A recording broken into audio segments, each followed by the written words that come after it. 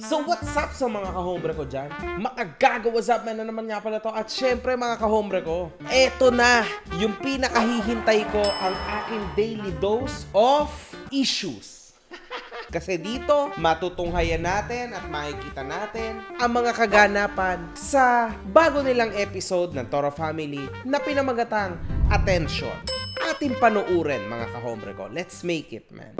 Okay, ito yung previously, obviously, no? Okay.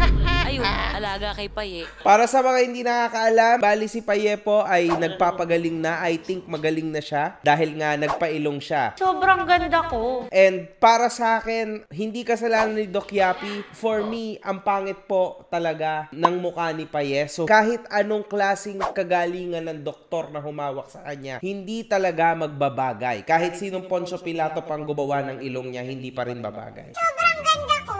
Nagpapahinga ko po sa deodorant yung kilikili ko po. Pati yung kilikili mo? Mabuhay. Yuck! Hindi po kasi. Grabe, Paye! Paano mo natitiis ang sarili mo? Parang kilikili ko yan pero ako lalaki ako. Paano nangyari na nagkaroon ka ng ganyang kilikili? Wala ka namang syotang lalaki. Kasi kahit pa paano, maintindihan mo kung may syota ka lalaki kasi isinalsal niya dyan yung titi niya. So nagbakat yung kulay ng bayag niya. Wala ka syota lalaki. Ano yan? Ikiniskis ba ni Kiana dyan yung kanyang kipay? Kaya nagkakanya ng kilikili ba? Ba't pinasabi mo na dito kaya? Alam nyo, ang weird man, kasi ba't ganito man? Actually, itapat natin yung mukha ni Paye ngayon at yung mukha nung monster doon sa Wrong Turn. Tama talaga yung nag-trending na yun last week. Kasi talagang sobrang kamukha niya. Alam mo yun, magpa-blend ka, Paye. Tingnan natin kung kayang i-blend yan ng aking editor. In 3, 2, 1, blend, Paye! Diba? Walang pinagbago. Treatment sa kilikili. Sa operation, tatapisin yung balat. Pinapatawa siya matindi ni Tony. Sobrang nag-aalala ako sa pamilya ko kasi nabalitaan ko na may nasusunog na bahay na 3 bahay lang yung pagitan mula sa tinitirahan ng... So, 3 bahay lang ang pagitan mula sa tinitirahan nila ng pamilya niya. Etong part na to is very, very sensitive kasi kaganapan po ito sa Pilipinas, na nasusunugan dahil dikit-dikit ang mga bahay, lalo na sa mga lugar na kung saan dikit-dikit yung mga squatter, di ba? Pilit yan itinatanggal ng ating gobyerno pero ang hirap. Sobrang daming mga Pilipino ang nasa hindi maayos ngayon. Pero wala naman siya sa squatteran, but nandun lang siya sa medyo dikit-dikit din na lugar. Dito lalabas po ang pagmamahal ni Bin sa kanyang pamilya. Kaso wala siyang choice. Marami rin sigurado ang ganito sa atin na gustuhin man kaso wala siyang choice kasi mahal din niya yung trabaho niya and kailangan niya magtrabaho para may makain ang pamilya niya. Yung iba kasi mas pinipili ang pamilya niya kahit wala nang malamon, okay lang, mahalaga, okay ang pamilya niya. But then, si Vince ay very practical. Natutunan niya yan most probably kay Queen Oni, di ba? Kung saan, mas pipiliin mo magtrabaho kaysa naman wala kang maitulong sa pamilya mo. Natataranta na rin silang mag-ayos ng gamit, mag-impake ng gamit. Ang sinasabi ko pa ulit-ulit sa kanila na umalis na kayo dyan. Kung wala man kayong maisalba na mga kahit anong gamit, basta yung buhay Mahalaga, nyo, okay, naisalba nyo. Kasi wala na ibang mas mahalaga pa, kundi yung buhay. Kasi yung gamit na papalitan yan. Ito talagang part na to mga kahombre ko. Ang hirap nitong biruin kasi again, sunog, trouble. So, medyo skip ko na tong part na to. Dito naman si Marie, tinuturuan ito si Tyronia. Nakita ko rin yung essence nila dito in fairness. Nakatulog na si Tyronia sa pagod. Alam niyo mga kahombre ko dito sa part na to, na-feel ko yung niya. Kalimutan na natin yung problemas ni Odi, na still till now, iniisip ko na kailangan niyang bumalik sa rehabilitation center, no doubt. Pero itong part na to, pinakita nilang mag-ex-partners na deserve nila talaga na magkaroon ng anak. Because both of them has patience, both of them really love kids. Hopefully magkabalikan sila one day and hopefully kahit papano magkaroon din talaga silang anak. I think yung magiging anak nito ni Odi at ni Marie ay magiging super swerte. Super perfect. Kasi magaling sila na talaga mag-alaga ng mga bata. Sana bigyan sila ng Diyos very soon. If ever na magkabalikan sila. At ito na po, graduation pictorial ko na po sa school. Ang cute ni Tyronia, Ang laki na niya. I am still in shock to see kung gaano nakalaki si Tyronia ngayon. Alam niyo yan, mga kahombre ko. Kasi nakita ko siya talaga when she was still very young girl. But wala akong makita na katangian ni Tony sa kanya. As you can see, siguro medyo yung katawan, no? Yung buong mukha niya ay literally nakuha niya sa tatay niya. But she's very, very beautiful. And she's very, very cute. At sobrang bait po ng batang ito. Legit. Sa totoo lang, ilang araw ng puyat at pagod si Jowa. Nalingat lang ako sandali, tapos ayun, nagising si Jowa kasi umiiyak si Kiana. Napipikon ako, naiinis ako. Kasi dumadami na yung nanonood sa reality show ng Tora Family. Yes. Nailipat na yung CCTV sa kabilang bahay. Parang sobrang dami ko ng binitawang salita na, bakit hindi na videohan? Tangina. Paano magtutuloy-tuloy tong reality show na to kung hindi ako kikilos? Parang Nga naman! Bakit kasi gineganyan nyo si Queen Tony? Kapag may sinabi si Queen Oni, dapat sundin yung lahat. Huwag kayong magpatanga-tanga, magpatamad-tamad. Itong Kiana na to, nahawa na to sa ugali ni Paye, mga kahombre ko, napapansin ko. Tigas na bungo, hayop na ito. Siyempre, nasa reality, tingnan nyo si Tony hindi na nakakatulog. Kasi nag-aabang siya ba ng happening, ng kaganapan sa kanyang bahay. Kasi siyempre, this is their job now, reality show. Hindi po siya scripted show. Siyempre, kailangan ng issue, kailangan ng ganito, ng ganyan. Sakto, kapag may nangyayari, walang nakakaisip na mag-video, kundi siya lang. Kaya siya hindi natutulog. Nakakaawa naman ang aking best friend. bakit hindi palaging nabivideohan ang mga nangyayari? Yo. Bakit? Nag-video call na sa amin si Tony. Away na naman to. Eh. Kakahupa pa nga lang ng sitwasyon at unti-unti na kaming nagiging okay nila papi kahit hindi pa nakakapag-usap. So yun ang gusto mo mangyari, ano na lang, dahil sa nangyari na ganyan na si Paye nagsumbong sa Nako. sa ate niya. Ngayon, Nako. napamessage tuloy si Papi sa akin. Sabi ko sa kanya, Papi, walang ganyan nangyari. Alamin mo muna kasi nandito ako, narinig ko. Ngayon, umiiyak naman dyan si Kiana.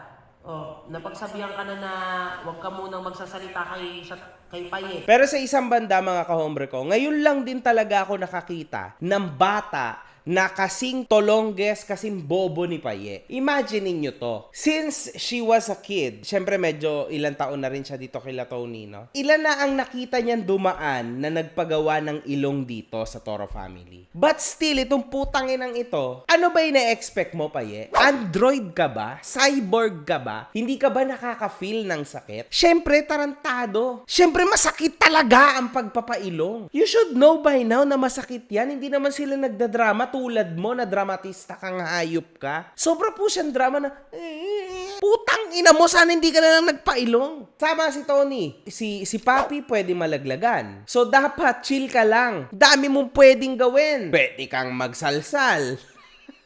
Pwede mong paputiin yung putang inang kilikili mo. Pwede kang magpakilay kasi kulang ng konti ang kilay mo. Ang dami mong pwedeng gawin sa buhay, Paye. What are you doing, man? Tao So, dito ayan sa yung bahay diskusyon na to. nila As in, dito. sobrang dami naghahanap Magagalit na kasi si Mami dito. Oni May dito. busy man, uuwi man, ang daming tao dito. Tama? Marami man tao dito? O kanina wala. Pero Naghahanap po kasi si Paye ng makakausap daw in Papi. Now, si Papi lang ang nakita niya na maaari niyang kausapin. Syempre, oo naman, kapatid mo and everything. Kaso lang, wag mong bigyan ng problema ang ate mo. Diba kasi nga, buntes, yun ang pilit inaano sa nito, lalo na't inaasikaso kanila. Hindi ka maaasikaso ng ate mo kasi ang ate mo, una sa lahat, tamad. Pangalawa, buntes. Ang dami rin niya inaasikaso mga anak. So, wala kang lugar sa ate mo. Hope you understand. tigilan mo yung sobrang arte, ano ba? Oh, Tigilan iyak mo na naman. Bayay, mag-focus kang tumigil sa pag-iyak ko. Ibubuhos ito sa'yo mainit na haba ko. Wala akong pake, sabi ko sa'yo. Itigil ka o iiyak ka lalo? Kasi ganun din nabubunot din yung tahi niya ganun din. Ito po ay literal na away puke na naman yung dalawa. So, kasi ayaw ni Paye itong si Kianang makita, ayaw niya makausap, pero itong Kiana, syempre, dahil namimiss niya siguro si Paye, ayaw magpatinag. Kasi itong Paye, ang gusto lang makausap yung kanyang ate, yung ate niya ayaw sa kanya, pinaplastik ni Paye yung ate niya, dami sinasabi masasama sa likod, ganun din naman si Papi, ay nako, putang ina niyong lahat. Ang gulo nyo! Hihinto ka lang o hasampalin kita. Kasi ako nabibigay.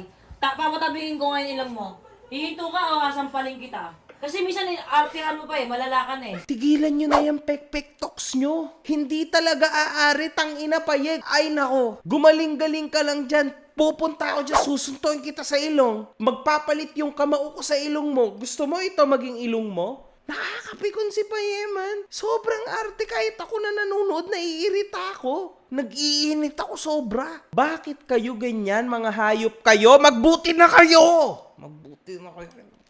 Tingnan natin na nasasabihin ni pilitin Papi. yung tao, iiyak kapag kinausap ka, taas nga ng emosyon Hayaan mo siya. Ma-appreciate na rin yung pagkawala mo. Eh di nagpunta ako para sunduin si Paye. O wala kang galang. Papi. Ano?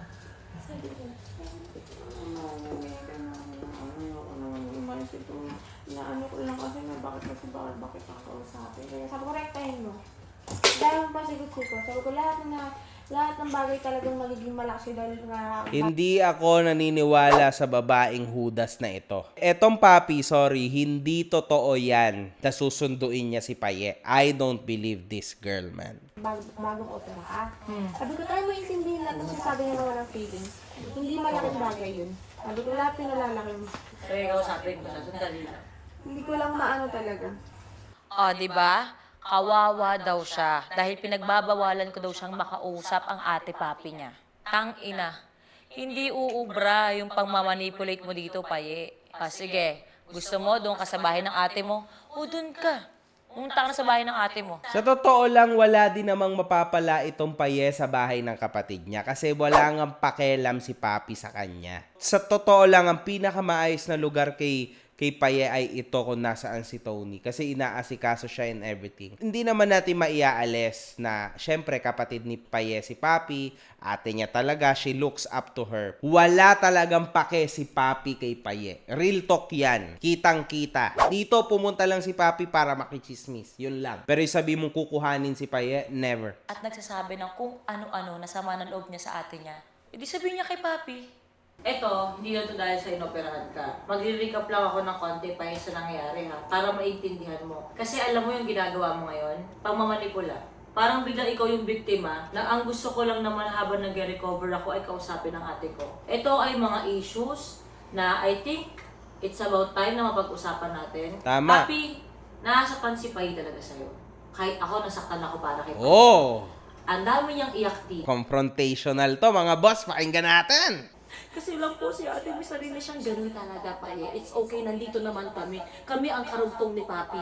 At may reason kung bakit. Yan, Paye, di ba? Sila ang karugtong ng ate mo. Una sa lahat, wala kang matututunan sa kapatid mo kundi ang magpabuntis lang ng magpabuntis. Pangalawa, wala naman siya maituturo sa'yo na tama. Pangatlo, sabi mo, mas sikat ka sa ate mo, partida na, mas matanda pa siya sa'yo. Pang-apat, ayaw mong maging tulad ng ate mo, kaya ka nga nagpatibo. Now, natatanga ka na naman to the point na gusto mong ipagsiksikan yung sarili mo sa ate mo. Pero yun nga wala kang mapapala sa ate mo. So why? Kasi magkadugo kayo? It's fine. Kaso lang, huwag kang magkakamali. Kasi kapag nagkamali ka, katapusan mo na to dahil si Mami Oni, kapag nagsawa na yan, there's no turning back. Paalam, Paye! Hindi niya deserve pa Hindi niya deserve na gano'n. Si Mama Marie talaga, ang ganda rin talaga ng pwesto niya dito, mga kahombre ko. Kasi ano siya, more on, mama siya talaga, nanay siya ng lahat ng ito. So, nagagawa din siya ng rules and regulations. I like this, man. I like this part of Marie na hindi ko pa nakita. Kasi nito mga nakaraang episodes, puro problema lang siya Pero dito, I like this part of her. Chance na makausap Pabebe lang ko siya, in sila short. Ate Marie. Kalmado naman ako. Ah, At siguro, yun. Nagka-okay mas okay na na sila. din to na matapos na yung Oo. mga naging tampuhan namin sa isa't isa. Ang sabi ko kay Papi, unang-una, hindi ako baog. Pangalawa, dagdag lang naman ako sa pagmamahal. Wala akong inaagaw or kukunin. At yun, nakapag-usap na kami, nakapagpatawaran kami sa isa't isa, nagbigayan ayos pala. ng mga nararamdaman namin para mas maunawaan namin yung isa't isa. Nice. After nun, kinausap ko na rin si Tony. Simula nung nagbubuntis ka, tapos kinukuha ni ate, yung mga bata para matulungan ka, naiintindihan mo, pero may mga aberya, mga etc. ganyan. Tapos pag hindi ako nakaharap, ito ang magiging mindset mo. Tapos pag na-explainan kita, magugulo ka. In short, backstabber. Backstabber po si Papi kay Tony. Etong part na to, nag-intindihan sila at least. Tama naman, kailangan yan sa isang bahay. But you know, I'm not interested in this. Kahit anong mangyari, they are forever united as one. Yan yung magandang part na nabuo ng Toro family sa ating. Pero syempre, maraming away, maraming murahan kasi ganyan naman talagang Pilipino eh. Sa abante tayo. kaartehan ni Paye, diretso na kami ng Icon Clinic para tanggalin yung tahi niya dahil 1 week na. Tanggalin na yan! Tony has a lot of fans. For real, man. Sa Icon Clinic lalo. She is Icon Clinic. Kasi yan, si Doc Yapi, chinecheck si Paye. Sabi sa'yo eh. Sakit yan. Dok, 1 week pa lang, Dok. Gas niya 2 days pa lang. Galing talaga yan si Doc Yaping gumawa, guys. Try nyo dyan para sa mga gusto. Ko na 8 times na pong ginawa ang ilong ko. At halos buong Toro family ay ginawa na po ang ilong. Si Payi po ang nagwagi. Si Payi lang ang nagkaganyan. Kaya sa mga nakanood nito, huwag kayong matakot. Huwag kayong mapanghinaan ng loob. Dahil pupusta ako, Day. Pusta ko to. After ilang days, makikita nyo si Paye. Ayun, puro transition niya sa TikTok. Upload dyan. Bilapin niya maganda siya. Tony, ayan ka na naman sa baby talk mo dito kay, kay Under the Bukay. God damn! Ang cute nila, do, di ba? Remy!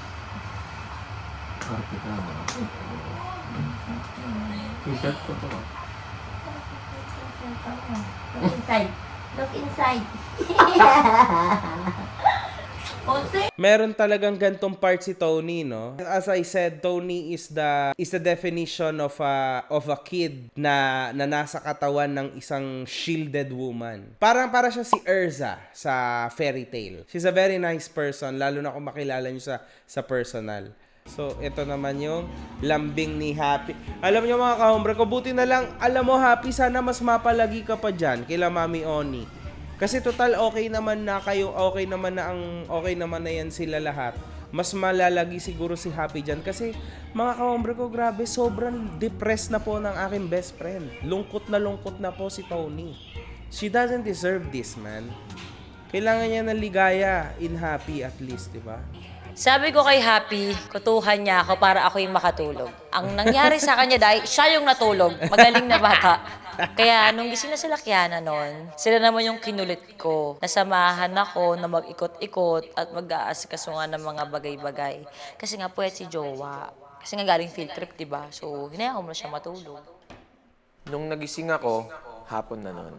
Hindi pa natutulog si Jowa. Hindi siya humihinto sa kakahanap ng bahay. Magte 24 hours na ata siyang gising noon, hindi pa rin siya mapakali talaga. Nalaman ko yung desisyon ng Team Happy na oo, tumutulong sila na magkaroon ng kwarto ang magiging baby namin ni Jowa. Pero 2 beses, nakiusap si Jowa sa kanila. Baka pwedeng sila yung lumipat sa isang bagong bahay. Malapit lang naman, sana mag-adjust naman sila. Para yung panggagalingan nilang bahay, yun na lang yung maging editor's house. Kumbaga, di ba, kung may titira sa bagong bahay ni Jowa, sila Papi na lang, kaysa naman Tama. ibang tao. Bigla Tama. akong na-trigger Good decision sa by lahat Tito ng Vince. pagtitiis ko sa kanila. Nakikita ko yung Jowa kong umiiyak dahil sa kanila. Dahil sa Team Happy. Sinabayan pa ni Kiana at ni Ika na bastos na dinadaan-daanan lang ako. Hindi kami makapag-vlog masyado. Uy! Kasi siyempre yung reality The show. guy's crying like a Tulad bitch! yung ipit. Kailangan din niya ipahinga yung sarili niya. Si Tyrone yung 2 vlog. Pero niya 2 vlog. May editor naman ako, magtutuloy-tuloy ako ng sarili ko. Isipagin ko yung YouTube ko. Pero kung sipagin ko man yung whiteley ko ngayon, paano si Tony? Paano tatakbo Okay. si Tony? Sino sasama mag-drive kay Tony? Sino sasama sa kanya sa ganito? Sino susuporta sa kanya? Ang ina yung suporta nga na kung hindi mag-a-adjust lang sa bahay, hindi mabigay nila Papi tsaka ni Harvey. So sasama ko na lang yung jowa ko sa lahat ng decision niya, di ba? Tama man o mali. Kasi mahal ko eh. Tapos ganito pa yung mga nasa paligid ko. Putangin na ang babastos. Huwag niyo to. Nakausapin ako kay Nati mo rin. Namimili kayo ng nire-respeto, pinagsabi Ito yung hindi nila nirerespeto nitong dalawang ito, si Vince, kasi hindi man lang sila binate. Alam niyo yan mga ka-hombre ko, ako rin, dito sa bahay ko, ayoko nang hindi ako binabate. Dapat lahat nag-good morning, hello. Ayoko yung daan-daan lang. Parang nakakabastos siya talaga. Ang bastos talaga ng mga ganun tao. Sobrang selfish and all that. Maganda pa rin na kahit papano, nagbabatian kayo. Ang pangit pag walang bate, walang respeto, parang hindi ka pinalaki ng ayos ng pamilya mo. Ganun sa ulo. Dito Kahit talaga, si medyo may Brian, na-feel lahat ako yan dito. nagkikiss, lahat yan nagbebeso. Kahit mga pinsan niya si Papa King, si Arby, puta yung suwag sa ulo. Sige, ito na lang ako gagawin ko, Tony, tsaka ate. Hindi talaga kasi naiilang ako lumapit sa inyo. Susuwag na lang ako sa ulo. Total, Toro family naman tayo. Tsaka may nag-fist bump sila minsan. Nataka ako kanina. Dahil na lumabas lang sila ng sasakyan. Nakatingin ako. Yan. Okay. Sige, okay lang. Siguro, nalimutan or something. Hindi ko napigilan. Biglang sabi ko kay Jowa, di ko alam kung ano pa idadahilan itong dalawa. Ba't hindi sila bumati? Tsaka hindi ako nanlilimos ng respeto, ha? Hindi ako nanlilimos. Ang akin lang, yung tinuro lang ng mama ng bahay. Kahit yun lang. Rule ni Mama Marian, dapat walang nagbe-break doon. Kasi paglabas nyo, makakasanayan nyo rin, marunong kayong magbigay ng ano sa tao. Tama. Hindi lang dito sa loob ng Maganda bahay, to. pati sa labas. Maganda tong binibitawan ni Vince dito. Jowa na yung Team Happy ayaw na naman mag-adjust. Bigla lang bumalik sa akin lahat. Yung ginawa sa akin ni Tyrone niya kagabi, alam mo, sobrang sakit nun. Sobrang sakit nung nangyari kagabi. Pero hindi ko piniling ikwento kay Jowa. Bakit? Nagtatrabaho siya. Ito yung pinupoint ko. Buti pa kayo, nakakapaglabas kayo ng problema sa partner ko. Ako, mas iniisip ko yung trabaho niya. Oh. Yun yung part na yun, grabe. Eto, pinagsasabihan ni Mama Marie si Tyrone niya. Pakinggan natin to. Ayaw ko magpinigay ka kung ano kung paano ka nag-broke. Pero kung ano natututunan mo na daw family magkaroon kayo ng pusa. Hindi lahat may katulong, hindi lahat mayroong nakalalay. Hinahayaan ka ng nanay mo, Tyrone niya. At ikaw, hindi ka hinahayaan kayo ni Tony. Mag-aral kayo mabuti, sige ganyan.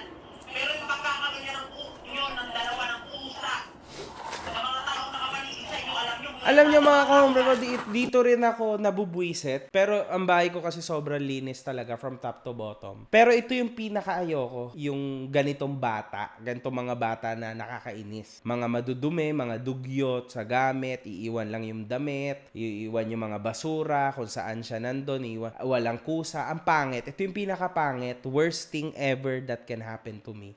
Talagang ang bilis mag-init ng ulo ko sa ganito. At may mga punyeta kang pandagdag ng problema na dinadaan sa iyak. Huwag kayong sumabay. Damn. Ako? Wala naman akong pakialam sa paligid ko. Busy ako mag-recover. Ito namang girlfriend ko, pwede naman mag-antay sa labas ng CR. Pero andyan lang. Gustong-gusto talaga makita yung katawan ko.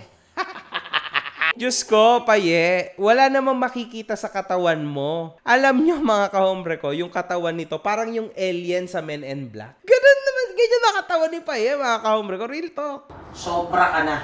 Hindi po ka pwede ma-stress free, pero alam mo rin na meron kang mga sobra na. Pare-parehas kayong sobra. Especially kayong apat. Hindi ko alam, lulubog lilitaw ka, parang tigyawat, ano? Ikaw, Joy, kailangan mo rin mag-step up bilang babae. Pinagsasabihan ni Mama Maria ang mga bata para maging ayos, di ba? Kahit saan mo tignan, nagpapaliyab ka ng apoy. Sinabi ko sa kanya yun, Tama. sabi ko, di ba may sasabihin ka sa akin? Tapos sabi niya, hindi mo na. Si Kiana ay chismosa. Sige, abante natin to. Sabihin mo na ba ngayon? Tinanong mo na bang ganun? Hindi ko naman pinuint out na mami. May sasabihin ko pala, may papakalam pala Hindi si tanga si Tony kaya na. Wala kayo, pag kunyari may pag-uusapan kayong dalawa, dalawa lang kayo. Hindi nyo ipaparinig yung kahit kanino. Lalo na pag ang pinag-uusapan ninyo na hindi ipapaalam ay kay Tony, doon mo papanarinig. Hindi, ayun yung sabi niya, ipapaalam niya daw kasi kay mami, ipapaalam. Kumbaga, pwede ko ba sabihin sa'yo to? Pwede ko ba ganun? Yun yung point niya. Tama. Point mo, anong sinabi mo sa harapan ni Tony? Nakaharap si Mikay. Sabi ko, di ba may sasabihin ka sa akin? Sabi niya, bigla niya lang inopin ako, oy, di mo na ako mahuli. Bigla niya na akong ginanon, mami. Oy, di mo na ako mahuli. Sabi ko, ano mahuli? Tapos nung umalis na si mami, tsaka sinabi ko, di ba sabi mo sa akin, ipapaalam mo kay mami? Pero nag-gets mo ba yung point? Nagigets ko na. Excuse me lang. Halim boses mo, hindi ako natutuwa. Matanda yung kausap mo. Hindi, pinapaliwanag ko lang naman. Kaya ano siya? Pinapaliwanag ko lang naman. Ate ko yan. Oo, pinapaliwanag ko lang naman na Mataas yung maayos. boses mo. Kasi yun yung pinopoint out ko, iba yung point niya. Pwede ka mag-explain ng mahinahon. Tinataasan mo ng boses. Hindi ko mataas talaga boses ko, malaki boses ko. Hindi. Kailangan mo mababa, ate ko yan eh. Alam ko. Ate ko rin naman yan, mas matanda sa akin yan eh. Magsalita. Mas matanda sa akin yan. Alam ko. Hindi ka ganyan mag-explain sa akin. Ganito ako mag-explain, mataas talaga boss. Parang ang daming problema talaga. Feeling ko maghihiwalay na siguro si Paye at si Kiana. Excited ako sa part yan para makita ko lalo na mas nasasaktan si Paye. Nalaman ko pa na every time I spend time with Mami Oni, palaging nagsiselos si Ate Mikay. Dati daw si Ate Papi pinagseselosan. Tapos ngayon si Ika. Tapos si Paye. At ngayon, ako. Tapos, nalaman ko pang nag-advise siya kay Paye na wag daw mag-effort sa akin si Paye dahil daw one day, iiwan ko din si Paye. Kung baga, sobrang napupuno na ako. Sa simpleng tampo niya sa akin, nag-open pa siya kay Mama Marie. Na gusto niya na daw ako suntukin. Di man lang siya nahiya kay Papa Odi na nagtitimpi lang sa tabi niya. Dahil pamangkin ako. Na ako pa yung nagkakalma. Yes, may immaturity ako, aaminin ko. Pero, mainit talaga dugo niya sa akin mula noon pa. Pinapractice namin sa bahay na maging vocal, maging honest sa nararamdaman. And of course, syempre natutuwa ako dahil nagiging gano'n na si Mikay. Nung nalaman ko talagang kukunin ako ni ate, sinabi ko talagang ayoko. Ano? Ngayon maganda na ako? Gusto niya na ako? Ay, it's a no-no. Paye, hindi ka maganda. Yung mukha mo is the biggest no-no. At if I'm not mistaken, hindi si Papi ang gustong kumuha sa kanya. Siya yung nagpipilit pumunta kay Papi. Tama ba? Si Jowa, totoong chismosa yan. Nakapag-usap na sa taas, pero gusto niya pa rin malaman ng malaman kung ano yung nangyari. Kaya yun, natuloy ang tsikahan sa kwarto. Ate, ganito kasi yan, te. Nagigets ko yung point nyo, sobrang nagigets ko yung point nyo. Happy ako kasi kailangan mo, kailangan niya ako. Pero te, kailangan ko kasi hatiin, hindi pwedeng dahil kailangan mo ko, iiwan ko siya. Hindi mo naman siya iiwan. Kasi te, ganun yung pinaparting mo pa lahat ng gamit ko. Hindi kasi siya ganun, te. Kasi bumubuo ka ng banding sa inyong dalawa. Nahihirapan talaga ako. Kasi alam kong kailangan ako ni Tonyang. At kailangan din ako ni Mama Marie. Diba? Hindi pwedeng sa'yo lang ako okay. Tapos kami nito niya nag-fall apart na naman. So, iwanan mo. Hindi, te. Hindi kita iiwanan. Sabi ko nga sa'yo, diba? Dahil kailangan mo ko, nandito ako. Dahil nandito ka rin ang kailangan kita. Kasi, te, sa 5 taong pagsasama namin ni Tony, ngayon lang kami naging okay na okay talaga. Nasa pressure yung friend ko. Pinapapagitan ako, nakatutok na ako sa airport. Tapos biglang sasama yung loob sa akin ng gara, yung pala eh. Hindi naman sama-sama loob ko. Si Mikay kasi mga kahombra ko, parang sa nakikita ko sobrang loyal niya kay Tony. So, kailangan, wala tayong choice, di ba? Kaso parang gusto ni Marie is sa kanya tumira si Mikay. So, in short, ayaw ni Mikay. Biktima ka? Biktima kapag pinagalitan, hindi marunong tumanggap. Si Daddy ang pinakatodong inaano niya, te. Tandaan mo yan, Tyronia. Kakampi mo ako, pero pag bastos ka, ako ang number 1 na makakalaban mo. Kasi hindi ganyan. Hindi ka ganyan pinalaki ni nanay. Tandaan mo yan. Sa susunod, sili ang ilalagay ko dyan sa bibig mo. Ayoko nang mababalitaan na yung ugali mo ganun sa eskwelahan. Di bali lang hindi ka naka-private school. Public school ka na lang, kesa naman ganyan ang ugali mo sa private school. Naiintindihan mo? Sorry ka na to, no? Isa-isa. Sorry. Ganyan mo, sorry.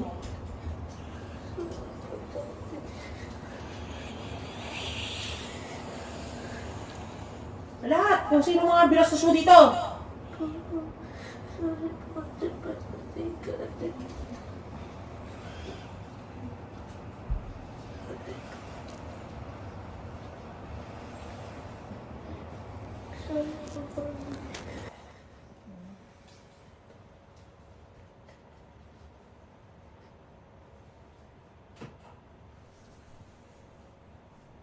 Mag-sorry ka kay nanay sa langit. Mag-sorry ka ngayon. Naganyan ka ngayon.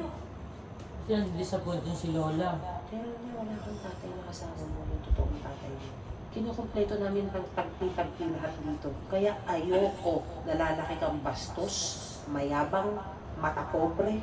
Masaya ka na dati na nakakaupo ka sa jeep nang hindi ka nakakandong. Kaya ayoko magiging ano yung ugali mo. Kung ano ang nakikita mong Damn, that's deep, man. Sobra talagang deep magsalita ni Marie, mga kaombra ko. Na sobrang crazy, man. Kumbaga, pinapaalala niya kay Tyronia na kung ano sila dati. At kung papaano sila pinalaki ng kanyang lola na namayapa. Na grabe, ang crazy nito. kung ano ang nakikita mong mali sa paligid mo na mas nakakatanda. Lagi kami nakagabay sa'yo. Ang dami mong magulang dito. Nakikita mo na yung example. Tapos yung sinabi niya na parang pinagtagpi-tagpi lang ang ginagampanan namin lahat. Kasi nga kulang nga siya ng tatay. 'Di ba? Ang galing ni Marie magsalita. Ng iba. Salita sa bata. Grateful ng iba. So sana ikaw, hindi. Naiintindihan mo ba yun? Sorry po, Mama Marie at saka sa Toro family. Magiging mabuting bata na po ako. You'll be. After all, lahat ng drama, tara, punta tayo ng Pampanga. Okay. Kaya pala ang hirap makontak ni Tony kasi pumunta siya daw Pampanga. Ito pala yun.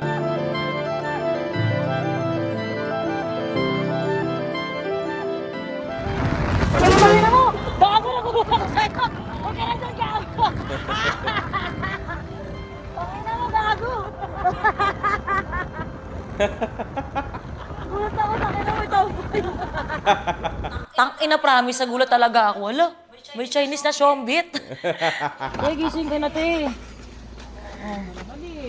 Te. Te. Mamaya na! Nag-iisip ko lang kami. Mari. Dito na tayo, te. Makaano na naman siya. Materno ka na naman. Okay na, malapos ko yung terno. Pati dito ko yung sa baba. Pagbalik namin ng hotel, hindi na namin pinalagpas pa. Dahil nabalitaan ko na na-stress si Jowa kay Mikay. Dahil paggising pa lang pala ni Jowa, ini-stress na siya na ipaglaban daw siya kay Ate Marie. Kaya ito, meeting na naman. Harapan na naman. So, balik na naman tayo sa umpisa. Problema na naman. This time, mga kahombre ko, dito sa Mikay. Kasi ayaw niya talaga kay Marie. Ang gusto niya talaga is kay Tony. Pakinggan natin. Nung na-address na ni ate yung problema, kay paikot-ikot siya, isip ko nga naman, tama si ate. Nakita kong bigla yung sinasabi niya na future problem ko, lalo na pagdating kay Mikmik. Napagdugtong ko lalo na nung si Tyronia na pala yung nagsasabi. Ate, ako talaga, kung hindi mo talaga na-feel na kapatid ako siya, nag-draw ako ng line. Kasi pag masyado akong mabait sa'yo, abuso ka din, lalo sa mga utang mo. Oh! Kaya iyaano ko sa'yo din problema, tutulungan mo ako. Ginagano ko, simula nung ganun relationship natin, nagiging maayos. Na naano kita, natitahim kita sa mga bagay-bagay. Ano yan, ganito, maganon ako. Sa totoo lang, nahihirapan din ako bilang bunso, na minsan ako talaga nagiging ate sa'yo. Kasi, alam mo yung pakiramdam na, kunyari umutang ka, dinala mo sa renovation, puta, paano ka magreklamo? Tama yung desisyon. Pero makakabigla, gagawa ka ng solusyon. So, magagawa naman ng solusyon, pero minsan, may mga mali din tulad sa kotse ni Odi. Sinabi ko yung sa'yo, wag. Una pa lang sinabi ko yung sa'yo, ate, wag dalawa, isa lang. Hindi ka nakinig, kasi ganito. Sa akong tataranta. Ang dami kong iyak, te. Ang dami kong iyak. Ang punto ko kay mami. Palagi kay Ate Odi. Di ko awayin si Odi. Bakit? Bakit tumakbo na subik? Mawawalan ako ng ate. Nag-draw talaga ako ng line sa'yo kasi natatakot ako ulit na pag naging comfortable tayo sa isa't isa. Ang mangyayari ulit, kapatid, ganito. Kasi alam mo ako Alam mo ko. But I always take responsibilities sa lahat ng mga ginagawa. But I always salong the responsibilities sa dulo pag hindi kaya. At alam mo, hindi kita mag-iisa tayo. Ayaw ko nahihirapan ka, te. Tawag dito kay Baba Odi, sinisimulan ko mag-lead sa kanya, paunti-unti. Simulan natin sa journal, simulan natin na ganito, sa tanggapan, sa ganyan. Kasi alam kong ate, kung suko ka sa kanya ngayon, pwede, hindi mo pwede susuko. Kasi there are many times na suko abong pamilya sa Dito nakikita natin na may confrontation between the sisters, no? The Fowler sisters. Parang medyo malalim ang hugot dito na bring up ni Tony yung pangungutang ni Marie na nilagay niya sa bahay, renovation, yung pagkakamali niya na ibili si Odi ng 2 kotse tas pinigilan ni Tony. Sa isang banda and nakikita natin na hindi makapag-oppose si Mama Marie kay Tony. So, dito pa lang kitang-kita at tansyan-tansya na po nating lahat kung sino talaga ang ate sa dalawa. Si Queen Oni. Kasi hindi makapalag si Mama Marie sa kanya because si Ayan na maganda kay Tony, si Tony ay super real talk lang. Ang sakit pero totoo. kanya, ikaw naman ang sumusuko. It has to be balanced. Okay, naintindihan ko naman sa partner. Yun yung partner. At saka syempre ako, pag nakikita ko si Oli, lagi kong naiisip na pag magkakaanak si ate, dito na lang sa marunong maging ama. At hindi marunong maging partner minsan. May ganun, may balance na naiisip. Kaya ganyan naman ako kay Oli. Gets mo? Kay Jowa naman, marami din talagang times na minsan iniisip ko, ito, aminado ako minsan iniisip ko, pasok ka naman sa kwarto, ang dami ko makausap sa akin. Ang dami nag-open ng walang kwenta, hatakin mo naman ako, pero hindi ko yun ginagawa. Bakit? Kasi gusto ko din bigyan ng oras sa kanila. Pero minsan wala kang kusa, bigla ka na lang natutulog. And ako bilang nanay, kahit minsan gusto kong tumingin sa mata mo, sa mata nyo na, pagod ako, kakatype ko lang. Hindi ako makapagano'n kasi responsibilidad ko siya. Hirap talaga ako sa pag-balance kay Taro niya. Siyempre, pagkakausapin mo ako, sumbong ng Taro niya, hayaan ko na. Hayaan ko na kasi wait lang, totoo naman, pagod ako. Pero wala ka din naman din ginawang action.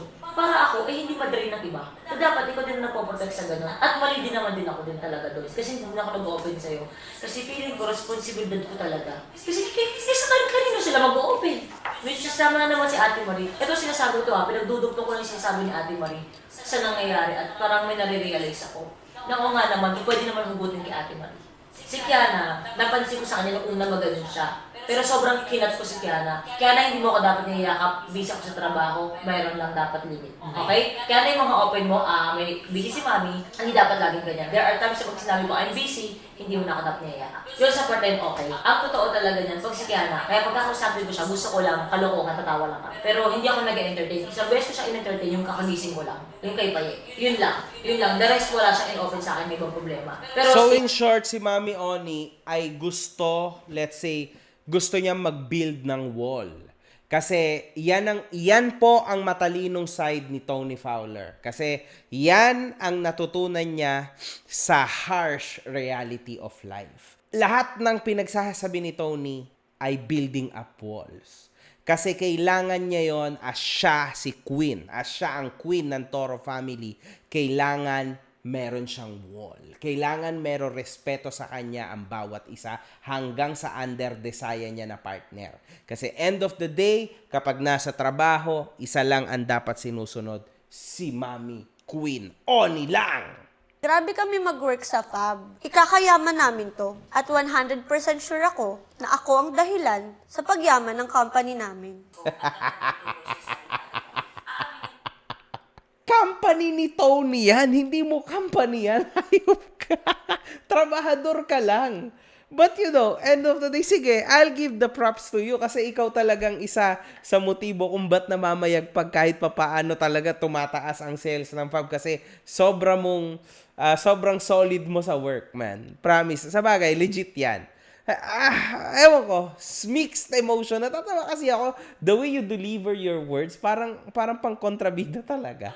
Ako po talaga, hanggat maaari, ayoko po talagang malaman ni Mami. Kaya, kay Daddy at Mama Marie ko na lang po sinasabi lahat. Bilang bata po sa bahay, minsan feeling ko po wala po akong boses sa bahay. Pero, Kawawa naman. at totoong nararamdaman ko po kasi is sobrang insensitive ni Ate Mikay. Feeling niya po hindi po siya nagbibigay ng problema kay Mami. Wala na po kasi CCTV sa bahay Pero may mata po ako. At lagi po itong nakasave dito. Oh. Na-appreciate ko naman po yung effort ni Ate Mikay sa mami ko. Pero grabe, sobrang grabe niya naubusin yung oras ng mami ko.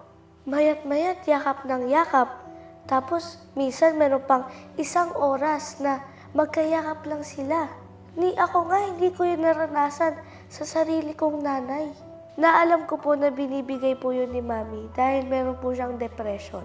Nag-iisa lang po akong anak, pero wala pong mabigay na time ang nanay ko. This is sad, man. Kasi ito po yung totoo dyan, mga kahombre ko. Kahit kaming mga kaibigan ni Tony na malapit kaming mga kaibigan, no? Hirap kaming makakuha ng attention ni Tony. Yan ang totoo. Mahirap. It's tough.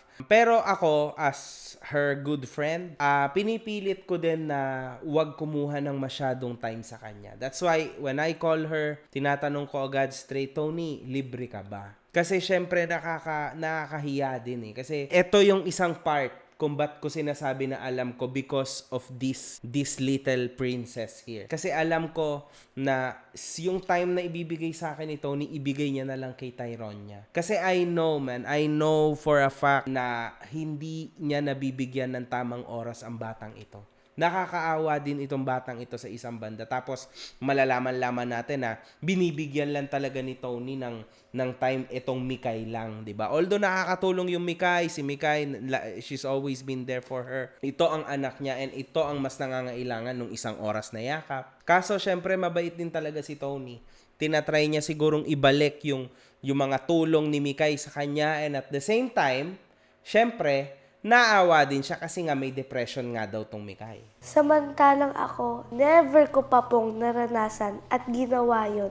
Kasi nire-respeto ko po yung oras ni Mami kasi para sa family din po yun. Tama. Kung may CCTV lang po talaga sa kwarto, mapapanood nyo po na hindi na po ako makapasok sa kwarto ng nanay ko dahil palagi nandun si Ate Mikay. Opo, para tumulong. Pero para di po mag-open ng mga feelings niya. Ni ako nga hindi na makapag-open sa sarili kong nanay kasi baka makadagdag pa ako sa stress. Tapos siya, pwede siya mag-open. Paano naman po ako? Sobrang nag-a-adjust na po ako. Example po umalis po si Mami nung nakaraan. Nagpunta siya kila Tita Papi. Dito sa sinama, nagtampo na. Ako nga di sinasabi, magtatampo ba ako? Kasi alam ko, seryosong talk yun. Mayat-maya nakayakap sa nanay ko Nag-open sa nanay ko. Hindi naman po ako madamot. Pinalaki naman po ako ni Mami na mag-share. Pero po parang sobra na po siya. Kasi ako nga wala ng oras Dapat naman kasi talaga ganun.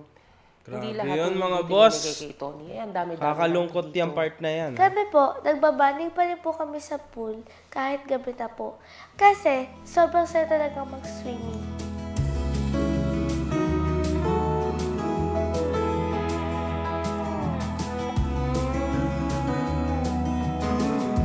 Nag-enjoy pala sila din talaga.